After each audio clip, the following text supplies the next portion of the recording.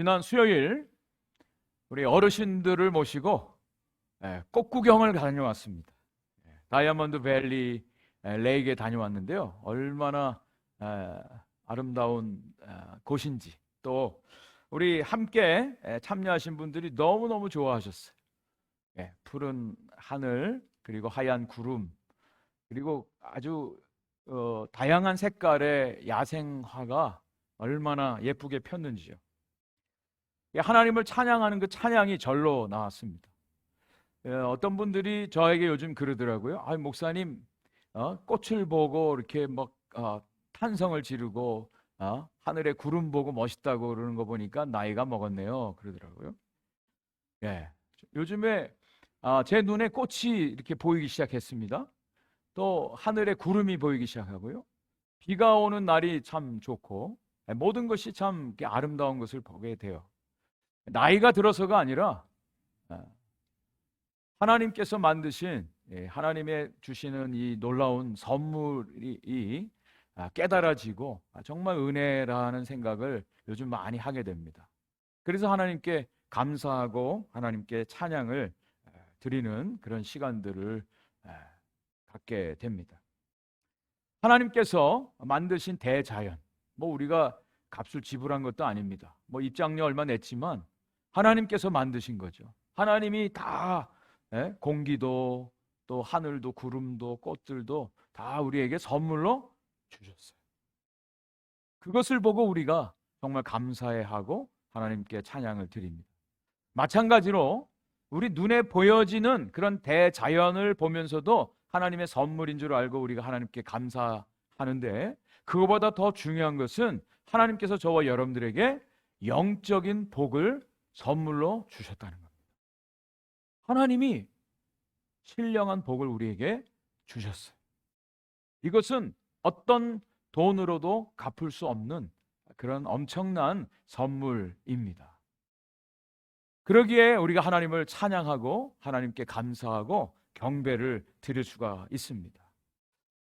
우리가 지난 주까지 이제 마가복음 말씀을 다 강해를 했고요. 오늘부터 에베소서 말씀을 같이 나누려고 합니다. 에베소서 말씀을 같이 나누려고 하는 이유가 한 3가지 정도 있습니다. 첫째로는 이 에베소서 말씀은 우리들의 신앙의 본질이 무엇인지를 깨닫게 해주는 말씀입니다. 정말 하나님을 믿는다는 게 무엇인지, 우리가 받은 구원이 무엇인지, 또 어떠한 모습으로 하나님을 섬겨야 되는지를 너무나 정확하게 잘 가르쳐주고 있는 말씀이 바로 에베소서입니다.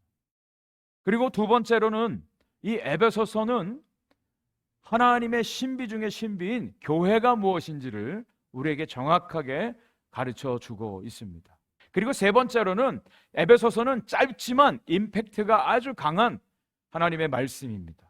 리틀 로만스, 작은 로마서라고 할 정도로 이 에베소서는 6장으로 되어 있는데 아주 풍부한 또 하나님의 놀라운 구원의 진리를 말씀을 해주고 있고요. 그리고 거기에 따른 성도들의 실제적인 삶이 어떠해야 되는지 실천적인 것도 정확하게 말씀을 해주고 있습니다. 그래서 신약 성경 중에 가장 넓은 바다와 같은 책이 바로 이 에베소서라고 하는 겁니다. 종교개혁자 존 켈빈도 그래서 이 에베소서를 아주 소중하게 여기고 또 많이 설교를 했습니다. 우리가 항해를 하는데 가장 중요한 것이 나침판이죠. 나침판과 같이 정확한 우리들의 인생의 디렉션을 해주고 있는 책이 바로 이 에베소서입니다. 에베소서에 몇 가지 주제가 있어요. 그것은 하나님의 우주적인 경륜이 이 에베소서 말씀 가운데 담겨져 있습니다. 그리고 그리스도를 통해서 저와 여러분들이 구원을 받았다 그러죠. 하나님이 저와 여러분들 구원하셨는데 무엇을 위해서 구원하셨는가? 하나님의 구원의 목적이 무엇인지를 정확하게 말씀해 주고 있습니다. 세 번째, 신비 중의 신비인 이 교회에 대해서 정확하게 말씀을 해주고 있고요. 그리고 성도들의 삶, 이 험한 세상, 영적인 공격이 많은 이 세상에서 성도들이 어떻게 승리의 삶을 살아갈 수 있는가를 가르쳐주고 있어요. 그리고 이 에베소서에는 종말론적인 주님의 구원의 완성이 어떻게 이루어지는지를 말씀해 주고 있습니다. 우리 신학교에 가면 신학을 배웁니다. 신학을 배우는데 여러 가지 과목을 배워요. 신론을 배웁니다. 인간론을 배웁니다. 기독론을 배웁니다. 성령론을 배웁니다. 구원론을 배웁니다. 그리고 마귀론을 배웁니다. 종말론을 배웁니다. 이 모든 과목이 에베소서 말씀 6장이라고 하는 짧은 이 에베소서에 다 담겨져 있습니다. 그래서 저는 저와 여러분들이 이 에베소서 말씀을 같이 나누면서 한번 하나님의 큰 그림, 구원의 큰 그림을 발견할 수 있는 은혜가 있기를 원하고, 그래서 하나님께서 감동을 주셔서 우리 에베소 말씀을 같이 나누려고 합니다. 에베소라고 하는 곳은 지금의 터키에 있는 항구 도시입니다. 해상무역이 발달했고요, 상업이 발달되어 있고, 그리고 부자들이 많았습니다. 그러다 보니까 꼭 연결되어지는 것이 뭐냐면 우상 숭배가 아주 강했던 곳입니다.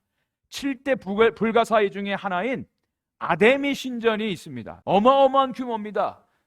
폭이 70m고 길이가 130m고 높이가 20m, 기둥이 126개. 근데 지금은 저렇게 터만 남아 있습니다. 화려했던 그런 아데미 신전이 있었던 곳으로 유명합니다. 사도 바울이 2차 전도 여행 때 에베소에 가서 복음을 전합니다.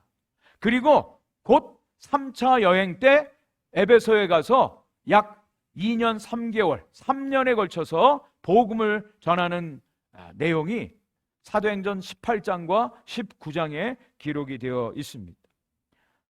에베소서를 사도 바울이 로마 감옥에 갇혀 있을 때 AD 61년에서 62년 사이에 이 편지를 보내는데, 이것은 고린도서처럼 어떤 특정한 교회만을 위한 말씀이 아니라 에베소 교회 성도들뿐 아니라 모든 성도들, 크리스찬들이 다 회람하면서 들을 수 있도록 이 편지를 보낸 것으로 알려지고 있습니다. 에베소서는 1장부터 3장까지는 복음이 기록되어 있고요, 4장부터 6장까지는 그 복음을 받은 성도들의 삶에 대해서 말씀을 해주고 있습니다. 에베소서의 주제를 한 단어로 표현한다면 이렇게 할 수가 있습니다. 하나님의 영원한 우주적인 계획이 하나님의 교회를 통해서 성취되게 합니다 라고 하는 거예요. 하나님의 놀라운 영원한 우주적인 계획이 어디를 통해서요? 하나님의 교회를 통해서 성취되어지는 것을 말씀해 주고 있습니다. 교회를 향한 하나님의 마음이 어떤지를 너무나 잘 보여주고 있어요.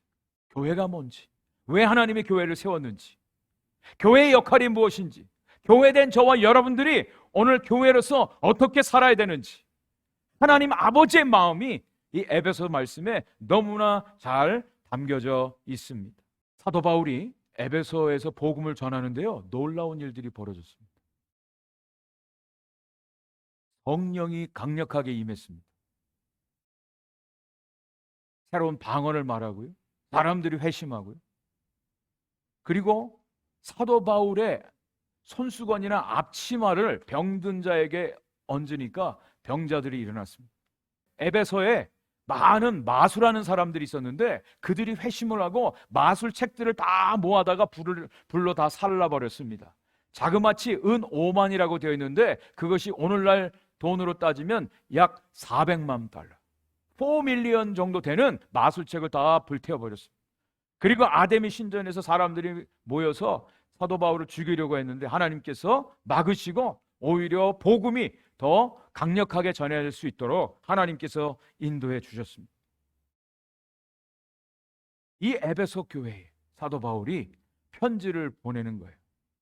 1절과 2절 말씀해 보면 에베소서에 서론이 나옵니다. 제가 한번 읽어드리겠습니다. 하나님의 뜻으로 말미암아 그리스도 예수의 사도된 바울은 에베소에 있는 성도들과 그리스도 예수 안에 있는 신실한 자들에게 편지하노니 하나님 우리 아버지와 주 예수 그리스도로부터 은혜와 평강이 너에게 있을지어다 그랬습니다. 이 서론에서 가장 중요한 세 가지 단어가 눈에 띄는데요, 첫 번째는 하나님의 뜻입니다. 하나님의 뜻. 사도 바울이 그렇게 목숨을 걸고 복음을 전하고 편지를 보내고 사역을 하는 가장 중요한 것은 하나님의 뜻이라는 거예요. 그가 사도된 것, 많은 사람들이 당신이 무슨 사도야 라고 반대하고 공격을 많이 했지만 누가 뭐래도 나는 하나님의 뜻으로 된 그리스도의 사도야 라고 하는 자기 정체성을 가지고 담대하게 사역했습니다. 여러분, 저와 여러분들의 삶 속에 가장 중요한 것은 바로 하나님의 뜻인 줄 믿습니다. 하나님의 뜻이면 되는 거예요. 하나님의 뜻, 하나님의 뜻을 우리가 오늘도 붙들고 하나님의 뜻 가운데 살아가는 것입니다. 그리고 이 에베소서의 수신자들인 성도들에 대해서 바울은 이렇게 말합니다. 에베소에 있는 성도들과 그리스도 예수 안에 있는 신실한 자들이라고 그랬어요. 그리스도 예수 안에서 신실한 자들. 여러분, 성도는요 신실해야 됩니다. 신실하다라고 하는 것은 faithful, 변함이 없다, 그런 뜻입니다. 변함이 없어야 돼요. 성도들에 있어서 가장 중요한 것은 주님 안에서 변함이 없는 모습이에요. 그리고 이 성도들에게 주신 하나님의 복이 있는데 은혜와 평강이라고 하는 거예요. 하나님 아버지와 예수 그리스도를 통해서 은혜와 평강이 너에게 있을지어다. 은혜는요 우리 신앙의 출발점입니다. 저와 여러분들이 어떻게 해서 예수 그리스도를 알게 되고 구원을 받았습니까? 하나님의 전적인 은혜인 줄 믿습니다. 아까 우리 목사님이 기도하실 때 예수 그리스도가 십자가에서 죽으셨어요. 저와 여러분들을 위해서. 이것을 당연히 여기지 않게 해달라고. 그것이 바로 뭐예요? 은혜의식이에요. 은혜의식. 은혜 아니면 우리는 살 수 없습니다. 하나님의 은혜가 오늘 나를 여기까지 인도해 주셨습니다. 이 은혜를 잃어버리면 우리 성도들은요 가장 타락한 모습으로 나타나게 돼요. 신앙의 시작은, 출발은 하나님의 은혜다.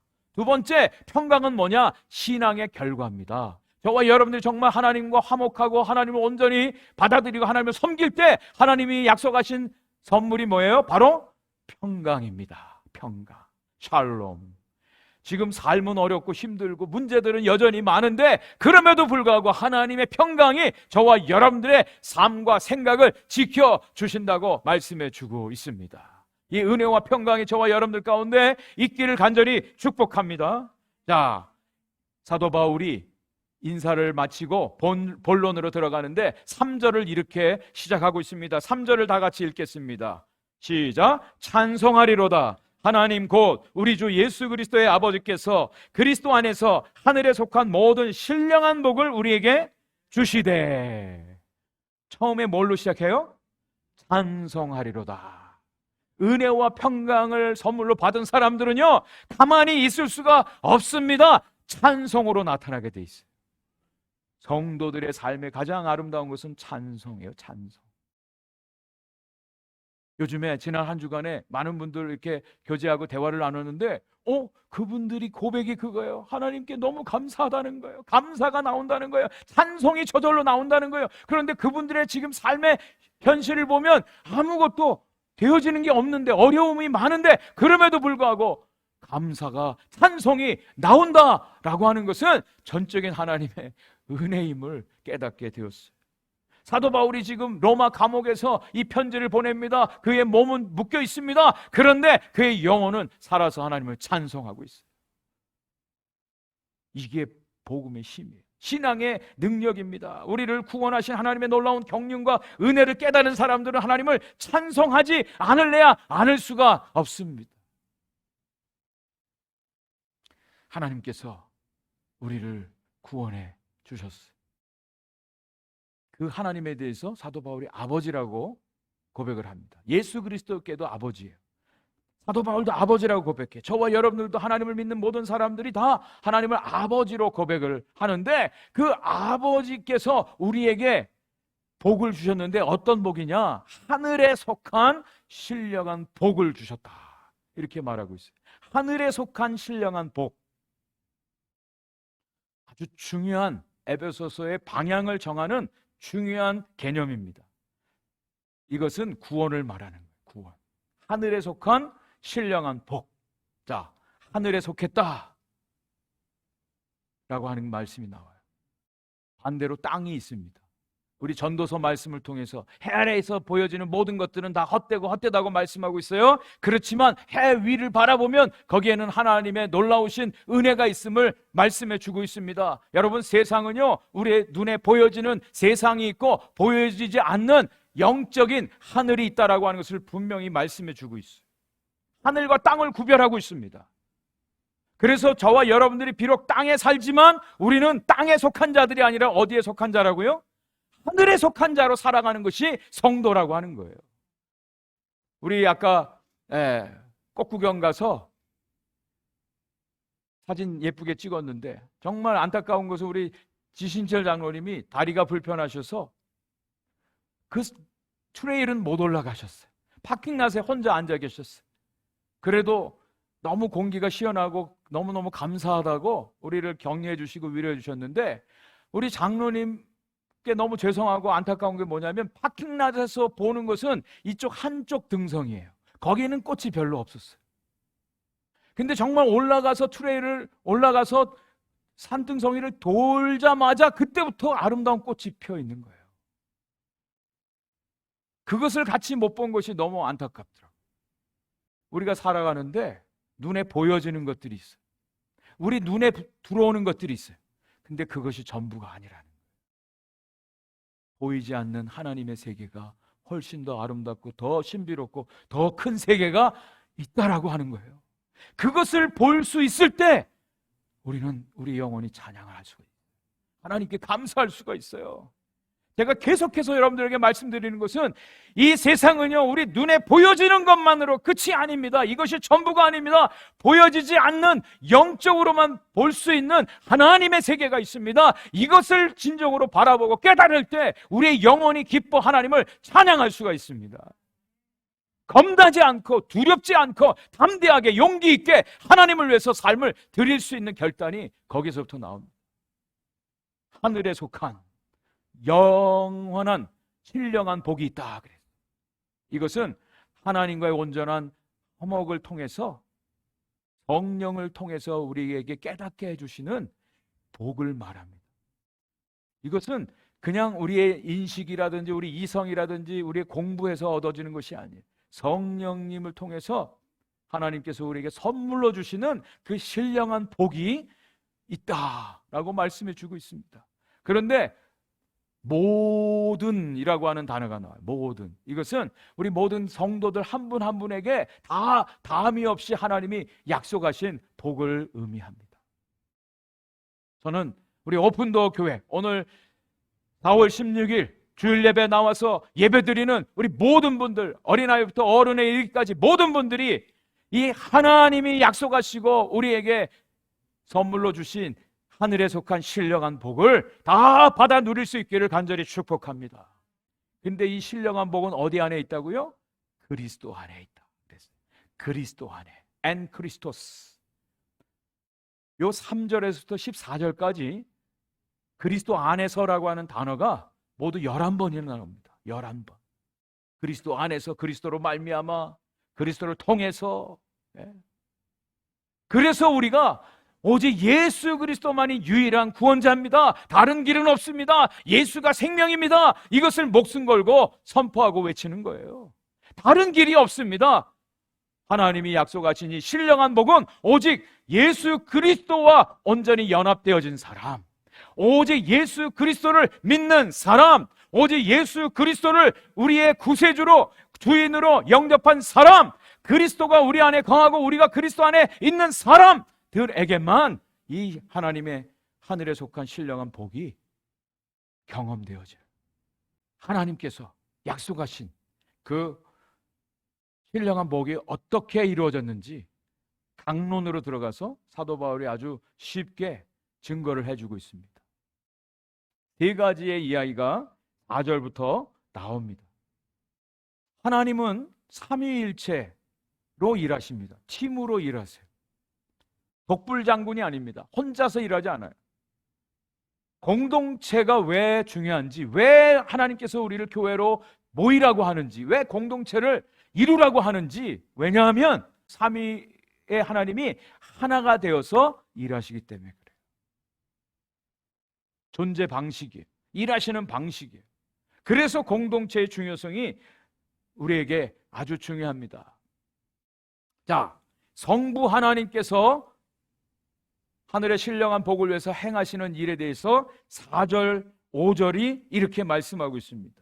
곧 창세전에 그리스도 안에서 우리를 택하사 우리로 사랑 안에서 그 앞에 거룩하고 흠이 없게 하시려고 그 기쁘신 뜻대로 우리를 예정하사 예수 그리스도로 말미암아 자기의 아들들이 되게 하셨으니 그랬어요. 성부 하나님이 하시는 일은 우리를 예정 가운데 선택하셨다라고 하는 겁니다. 예정하신 가운데 선택해 주셨다. 그런데 언제 선택해 주셨다고요? 창세전에라고 말씀하고 있어요. 하나님이 어떤 존재인지를 알게 하고요, 우리의 신앙이 어떤 만큼 값어치가 있는 것인지를 알게 해주는 말씀입니다. 우리가 태어나기 전에 하나님이 미리 예정하셨다. 그래도 그 정도까지는 생각을 할 수 있는데, 이 온 세상이 만들어지기 전에, 창세전에 저와 여러분들을 예정 가운데 선택하셔서 아들들이 되게 하셨다라고 말씀하고 있습니다. 여러분, 이 말씀이 믿어지세요? 우리 인간의 이해로, 이성으로 전혀 이해할 수 없는 내용이에요. 그런데 하나님은 가능하셔요. 왜? 하나님에게는 시간이라고 하는 것이 없어요. 하나님에게는 공간이라고 하는 것이 없어요. 우리에게는 시간이 있어요. 그래서 시간 속에 사는 우리에게는 이것이 말씀으로 이해가 잘 안 됩니다. 그런데 시간과 공간을 초월해 계신 초월자 하나님은 얼마든지 하실 수 있는 말씀이에요. 하실 수 있는 일이에요. 창세전에 저와 여러분들을 택해서 예정 가운데 하나님의 아들들이 되게 하셨다라고 하는 말씀이에요. 무엇을 말하냐면, 우리의 신앙은 우리의 의지나 우리의 결정에 의해서 되어지는 것이 아니라 전적인 하나님의 주권적인 역사라고 하는 것을 말씀해 주고 있습니다. 11절에 보면 하나님은 그의 뜻대로 결정하는 대로 일하시는 분이라고 말씀해 주고 있어요. 하나님께서 하세요. 저희 아이들이 어렸을 때 저희 부부가 결혼한 결혼식 사진을 보여주면 그렇게 물어보죠. 왜 자기들은 없냐고. 결혼식 때 왜 자기들은 같은 분명히 패밀리인데 할아버지 할머니도 계시고 삼촌도 있고 그런데 자기들만 없는 거예요. 왜 우리들은 없냐고. 당연히 없지. 부모와 자녀와의 관계 속에서 자녀들이 태어나죠. 그런데 자녀들이 한 것은 아무것도 없어. 부모가 결혼해서 그 부모에 의해서 자녀들이 태어나 보니까 부모인 거예요. 그리고 부모와 자녀와의 관계가 이루어진 것이죠. 몇 주 전에 제가 말씀드렸습니다. 어떤 아이가 태어났어요. 태어나 보니 자기 아빠가 저커버그예요. 태어나 보니 누구누구의 자녀인 거예요. 저와 여러분들이 하나님의 자녀가 되었어요. 물론 우리가 예수 그리스도를 믿음으로 하나님의 자녀가 되어집니다. 그건 맞습니다. 그런데 그 믿음 이전에 하나님께서 저와 여러분들을 창세전에 미리 계획 속에서 택하시고 예정 가운데 예수를 알게 하시고 믿게 하시고 하나님의 자녀가 되게 하셨음을 말씀해 주고 있습니다. 여러분, 이것이 깨달아질 때, 이것이 은혜로 주어질 때 우리의 신앙은요, 이것은 그냥 어떤 세상에서 내가 어떤 것을 택해서 갖는 그것이 아니라 그 차원을 뛰어넘는 것임을 알게 됩니다. 하나님의 자녀가 되어지는 것, 하나님께서 저와 여러분들을 자녀로 택해 주셨다라고 하는 것은, 이것은요 그냥 한 개인의 사건이 아니라 여러분, 창세라고 하는 것은 이 온 세상의 존재함을 말합니다. 그렇기 때문에 저와 여러분들이 예수 그리스도를 믿고 하나님의 자녀가 되어지는 것은 개인적인 퍼스널한 일이 아니라 우주적인 일이에요. 하나님의 일이라고 하는 것을 분명히 우리에게 가르쳐주고 있습니다. 16세기에 유명한 과학자가 있습니다. 코페르니쿠스라고. 그 전까지요, 사람들은 나름대로 과학적인 지식과 자신들이 연구를 통해서 이 지구를 중심으로 태양이 도는구나 그렇게 생각했어요. 과학적인 증거들을 많이 댔습니다. 그런데 이 코페르니쿠스라고 하는 사람이 지구를 중심으로 태양이 도는 게 아니라 태양을 중심으로 지구가 도는 것입니다. 그 당시에 막 난리가 났습니다. 이단자요, 재판받고 죽인다라고 하는 협박을 많이 받았습니다. 그런데 여러분, 이것이 무엇이에요? 사실 아닙니까? 완전히 천지가 개벽되어지는 그런 놀라운 사건이라고 하는 거예요. 저와 여러분들이 예수를 선택해서 믿은 것 같은데, 내가 하나님을 믿고 하나님의 자녀가 된 것 같은데 그것이 아니라 하나님이 먼저 저와 여러분들을 계획 가운데 선택하시고 예정 가운데 예수 믿게 하시고 하나님의 자녀가 되게 하셨다. 완전히 주권이 달라지는 거예요. 주인이 달라지는 사실입니다. 여러분, 이것을 믿을진데 우리가 무엇을 두려워할까요? 우리의 일이 아닌데, 하나님께서 우리의 주인 되시는데, 하나님이 역사하시는데. 이것을 어떤 분이 그리스도인이 들어가는 좁은 문의 비유로 이렇게 설명을 합니다. 그리스도인들이 들어가는 구원의 문이죠. 근데 그 앞문에 이렇게 쓰여져 있어요.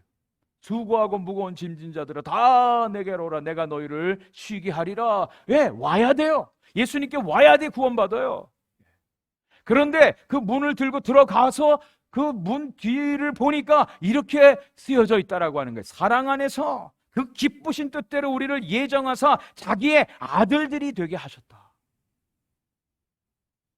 우리가 믿으려고 예수님께 나오고 믿은 것 같은데 그게 아니라 하나님이 벌써부터 저와 여러분들을 택하시고 부르셔서 하나님의 자녀가 되게 하셨다. 하나님께서 우리를 선택하시고 예정 가운데 부르셨고 또 우리를 예수 믿게 하시고 하나님의 자녀가 되게 하시는 성부 하나님의 선택의 역사를 말씀해 주고 있습니다. 두 번째, 성자 예수님, 성자 하나님이 하시는 일이 7절 이하에 나옵니다. 7절을 이렇게 말씀하고 있어요. 같이 한번 읽겠습니다. 시작. 우리는 그리스도 안에서 그의 은혜의 풍성함을 따라 그의 피로 말미암아 속량 곧 죄사함을 받았느니라. 네, 하나님의 사랑이 어떻게 나타났어요? 예수 그리스도의 십자가 사건으로 나타났습니다. 예수님께서 십자가에서 물과 피를 다 쏟으셨어요. 예수 그리스도의 피가 저와 여러분들의 모든 죄를 사는 몸값을 지불하고 저와 여러분들을 자유케 해주셨다. 이것을 신학적인 용어로 구속하셨다, 리뎀션이라고 말합니다. 값을 지불했다라고 하는 거예요. 값을 지불했다. 원죄로 인해서 저와 여러분들은 원죄의 노예로 살 수밖에 없는 그런 사람들이었습니다. 그리고 세상 풍조와 공중 권세 잡은 자 마귀의 노예 노릇을 할 수밖에 없는 그런 사람들이었습니다. 그리고 모든 사람들은 자신의 욕망을 따라 살 수밖에 없는 욕심의 노예로 살아가는 자들이었어요. 그런데 그런 자들을 예수 그리스도의 십자가의 대속의 값을 지불하시고 저와 여러분들을 자유케 하셨다라고 하는 거예요. 이 개념이 현대의 사람들에게는 잘 언뜻 이해가 안 됩니다. 그 당시에 그러나 로마의 압제 속에 있었던 사람들은 너무나 정확하게 알고 있어요. 왜? 로마 시대에는요 노예들이 그렇게 많았습니다. 노예들이 많은데 어떤 사람이 노예를 사면서 값을 지불합니다. 그리고 그 노예 증서를 찢어버리면 그 사람은 자유케 되어지는 거예요. 값을 지불했다는 뜻이 그런 의미입니다.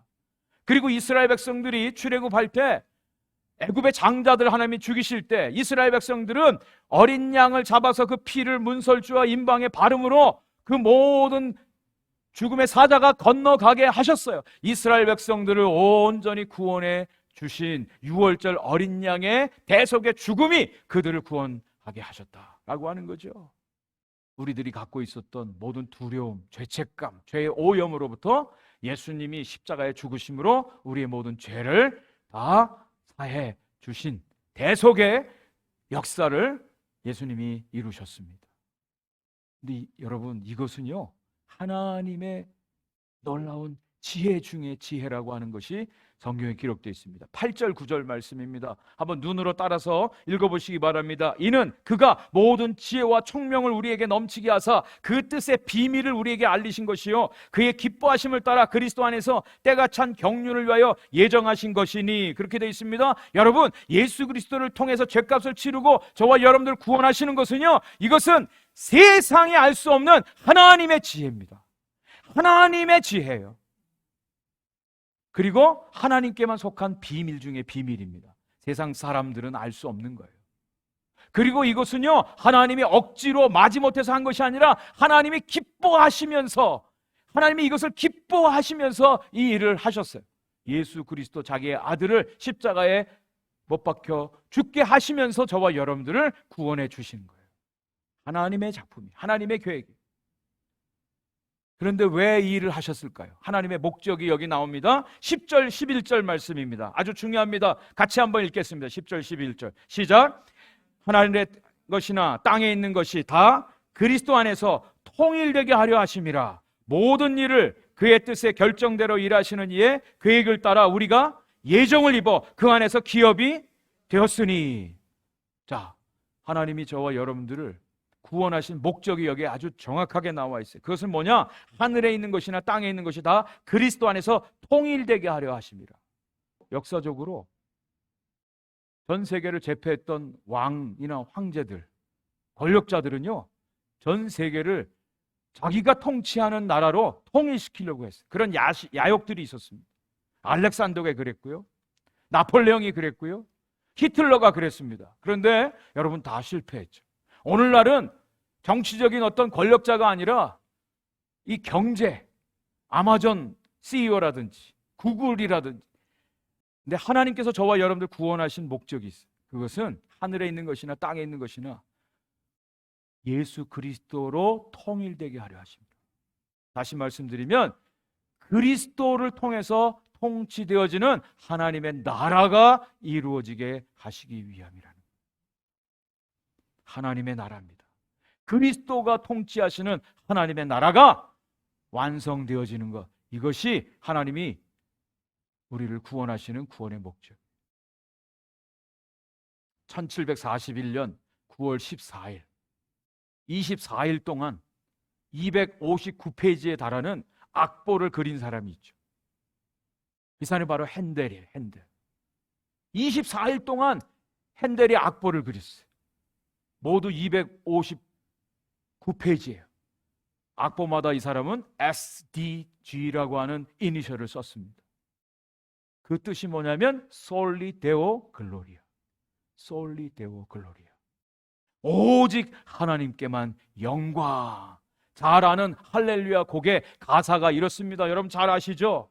전능의 주가 다스리신다. 이 세상 나라들, 우리 주 그리스도 다스리는 나라들 되고, 또 주가 길이 다스리시리라. 영원히 왕의 왕, 또 주의 주, 또 주가 길이 다스리시리라. 영원히 영원히 할렐루야 할렐루야.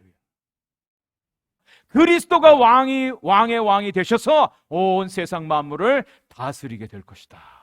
영원히 영원히. 하나님의 뜻입니다. 마지막 세 번째로 성령 하나님이 하시는 일이 여기 나옵니다. 13절 말씀입니다. 같이 읽겠습니다. 시작. 그 안에서 너희도 진리의 말씀 곧 너희의 구원의 복음을 듣고 그 안에서 또한 믿어 약속의 성령으로 인치심을 받았으니. 성부 하나님이 창세전에 계획하셨다 그랬습니다. 성자 하나님이 십자가에서 죽으심으로 저와 여러분들의 죄를 다 사해 주셨습니다. 대속해 주셨습니다. 그런데 그것을 우리가 어떻게 알 수 있을까요? 오직 성령 하나님의 도우심을 통해서, 성령의 인치심을 통해서 저와 여러분들이 그 사실을 깨닫게 되어지고 그 사실 안에서 거하고 하나님의 구원받은 백성으로 살아갈 수 있게 된 것입니다. 여러분 놀이공원 같은 데 가보면 어린아이들에게 뭘 써요. 근데 잘 나타나지 않아요. 아시죠?